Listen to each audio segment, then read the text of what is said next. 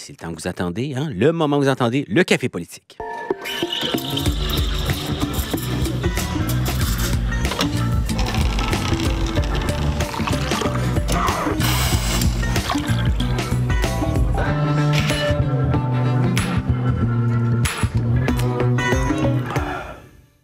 Et voilà, ça débute ainsi le café politique du vendredi 2 mai. Vous connaissez la formule. Nos collaborateurs, François Gravel, qui est là, éditorialiste et responsable du contenu à l'Acadie Nouvelle. Bonjour François. Bonjour Louis-Philippe, heureux de vous retrouver. Ben, le merci. lundi soir, c'était la soirée électorale et vendredi matin, c'est le café électoral. Exactement. Et on a besoin de café pour se remettre encore de la journée de lundi. Et Jacques Poitras, journaliste de CBC à Fredericton. Bonjour Jacques. Bonjour et bienvenue au studio éclairé. Oui, exactement. Hein? Oui. On peut presque se voir, là, donc ça, c'est quand même bien. Bon, et on a beaucoup de choses à se dire aujourd'hui. On débute tout de suite avec le premier thème. On parlait d'élections fédérales, on va y revenir. On va commencer avec la politique provinciale. Il y a une grande question philosophique, sémantique même. Qu'est-ce qu'une compression? Est-ce qu'on parle bel et bien de compression avec ce qui s'en vient au ministère de l'Éducation, le ministère de l'Éducation qui demande des réductions, d'aller chercher des économies de 43 millions de dollars. La parole est à vous, Jacques Poitras. Compression ou pas, telle est la question. C'est pas la première fois que des ministres du gouvernement Holt essaient de ne pas utiliser le mot coupure ou compression. On l'a vu déjà avec des ministres de Tourisme et Transport et avec le ministre du Développement social. La province a mandaté les districts à dépenser leurs fonds additionnels dans les salles de classe. Le résultat, c'est que le montant est moins important. Il y a moins d'argent pour autre chose. Susan Holt le qualifie comme une directive de mettre l'argent dans les salles de classe au lieu des bureaux. Sauf que, comme on a vu dans le district de anglophone Ouest, c'est pas seulement des bureaux qui perdent de l'argent. Le district a décidé de couper tous les postes de bibliothécaires dans toutes les écoles. C'est pas strictement des salles de classe, mais c'est quand même un outil très pédagogique pour les élèves. Ben oui. Et quand on parle de nos résultats de littératie dans la province, c'est vraiment incroyable qu'on permet à un district de couper ainsi. Maintenant, est-ce que le district a pris une décision stratégique de faire une coupure dans une classe qui inspirait des réactions des parents pour mettre la pression sur le gouvernement? Peut-être, mais cette controverse-là, je sais que Francophone Sud aussi parle des impacts, pas nécessairement dans des bibliothèques, mais dans des postes très importants. Ces réactions des parents, des familles, pourraient représenter le début de la fin de la lune de miel du gouvernement Holt.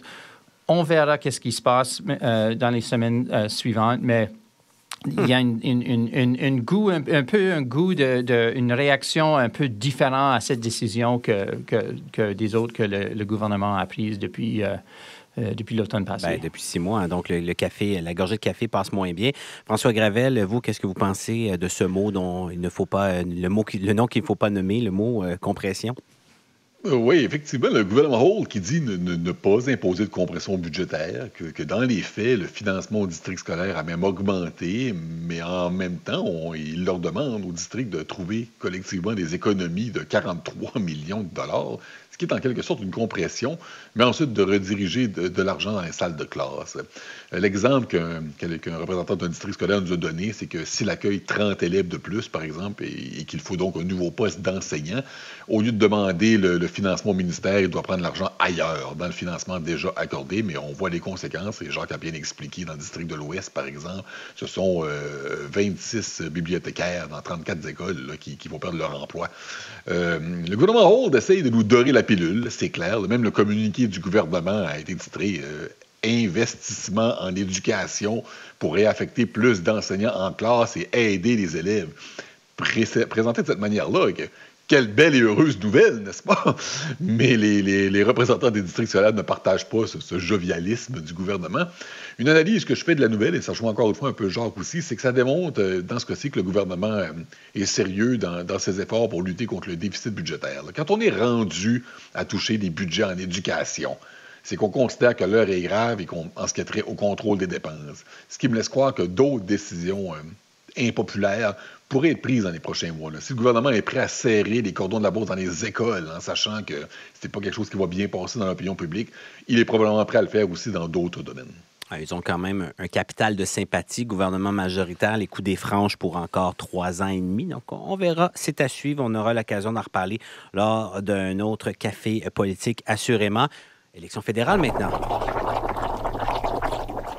Bon, on va commencer en parlant plus langue canadien. C'était une soirée électorale dont on va se rappeler souvent. Les libéraux qui sont passés pas mal proches d'avoir une majorité. François Gravel à Caraquette, comment vous avez passé? Qu'est-ce que vous retenez de cette soirée-là de lundi soir, là?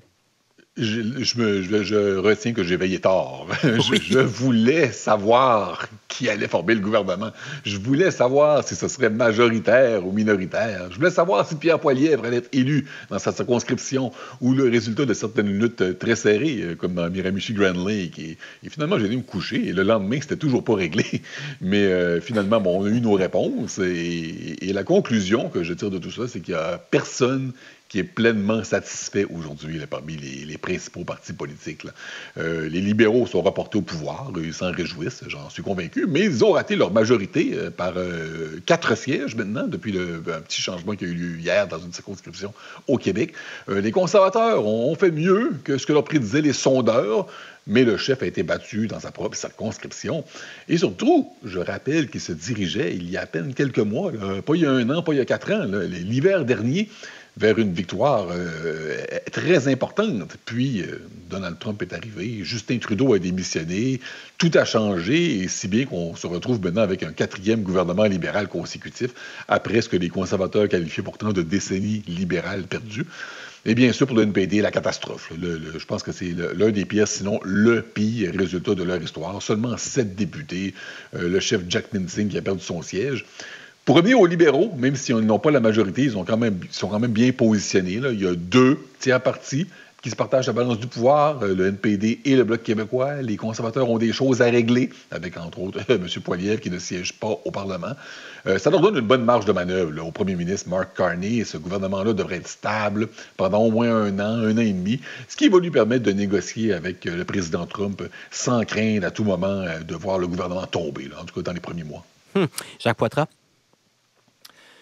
Oui, les libéraux qui sont peut-être un peu déçus de ne pas avoir eu une majorité, il faut se souvenir que, relatif à 3 mois passés, là, c'est un résultat incroyable. Et comme on dit souvent en politique, la pire journée au pouvoir est toujours mieux que la meilleure journée en opposition. Pour les libéraux, le timing de tous les événements des derniers 6 mois était presque parfait. L'arrivée de Donald Trump à changer la dynamique. La question de l'abordabilité, coût de la vie, encore important, mais pas exactement aussi important que c'était 2023-2024. Même pendant la campagne, le timing était excellent dans le sens que on a commencé à voir un déclin dans l'appui libéral dans les sondages dans la dernière semaine. Mais le jour du vote a arrivé juste au moment où il pouvait encore arriver très, très proche à une majorité. Alors, avec 7 députés NPD, probablement le gouvernement a pu survivre pour au moins 1 an et demi, 2 ans. Et à Washington aussi, les événements jouent en faveur de Mark Carney dans le sens qu'on voit maintenant Donald Trump qui a beaucoup de misère avec beaucoup d'enjeux domestiques. Il perd de la popularité très rapidement. Il est affaibli et ça donne au Canada un avantage dans les négociations que Donald Trump pourrait être plus prêt à régler la question des tarifs contre le Canada plus rapidement, d'une façon plus favorable pour sortir d'un de ces plusieurs crises politiques pour lui-même. Intéressant tout ça. Et qu'est-ce qu'on a à retenir de ces élections pour le Nouveau-Brunswick? Jacques Poitras, il y a plusieurs personnes qui ont parlé de statu quo pour le Nouveau-Brunswick lorsqu'on regarde les sièges. Encore là, les deux partis, les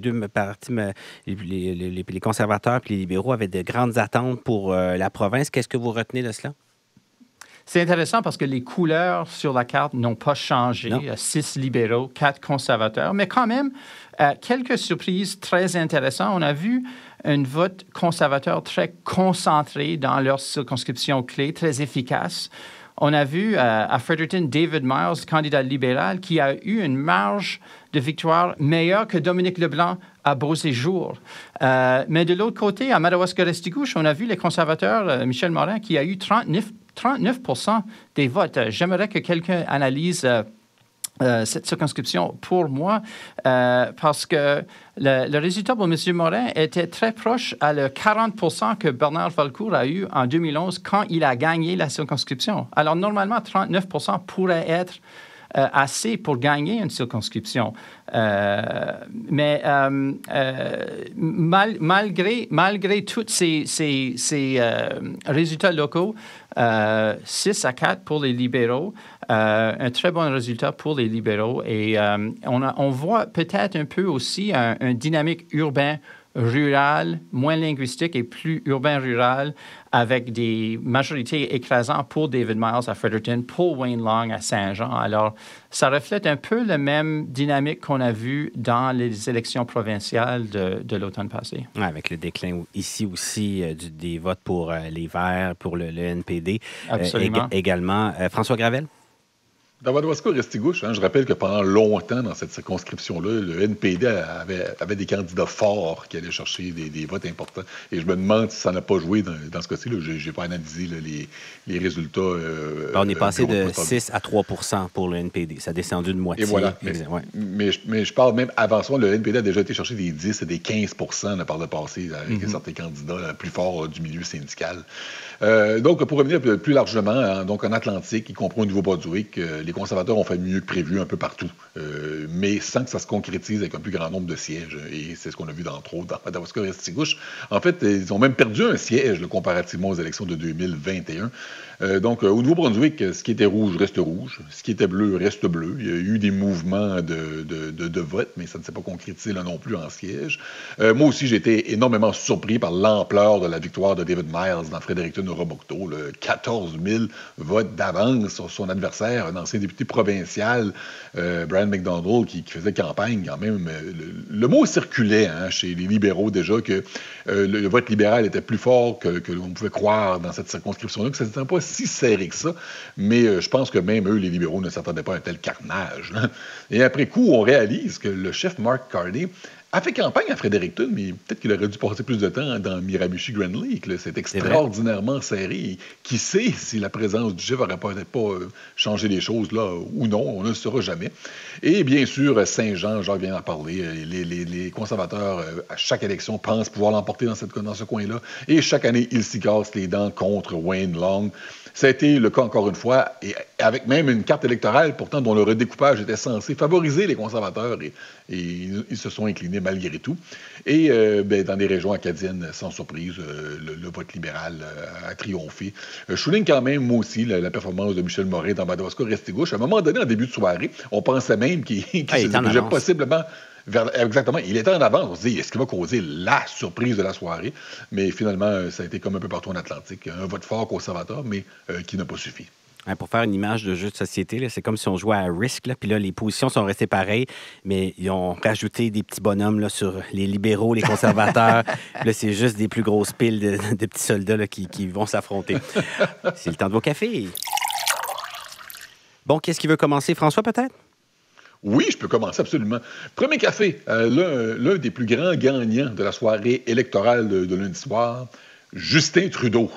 Le fait que les libéraux ont été réélus, c'est énorme pour son héritage. On ne se souviendra pas de lui comme étant le premier ministre qui a mené son parti au désastre, comme Brad Mulroney et Kim Campbell, ou qui est parti trop tard et qui a coûté les chances de victoire de son parti, comme Joe Biden, souvenez-vous.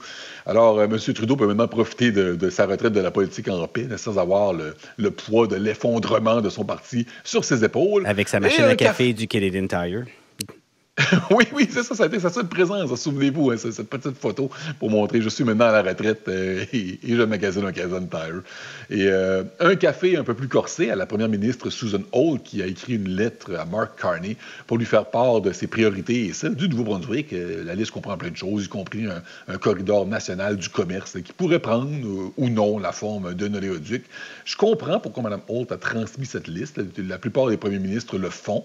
Mais je crains que les requêtes de Mme Holt ne seront pas sur le dessus de la pile des dossiers à régler là, sur le bureau de M. Carney. Ça ne sera pas au sommet de la pile.